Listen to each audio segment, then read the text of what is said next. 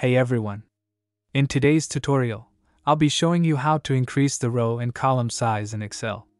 Adjusting the size of rows and columns is essential when your data needs more space or when text is getting cut off. First, let's start with increasing the height of a row. Select the row you want to resize.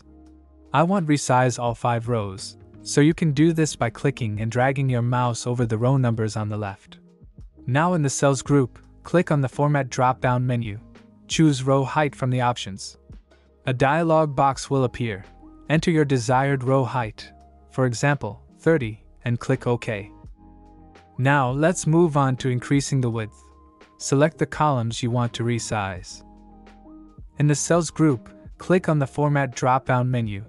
Choose Column Width from the options. Enter your desired column width, and that's it. Now I will show you how you can manually change size. To adjust column width, hover your mouse over the right edge of the column letter. Again, the cursor will change to a double-sided arrow. Click and drag to the right to increase the width of the column. You can drag left to decrease the width. You can do this also with height. And that's all for this tutorial. Thanks for watching.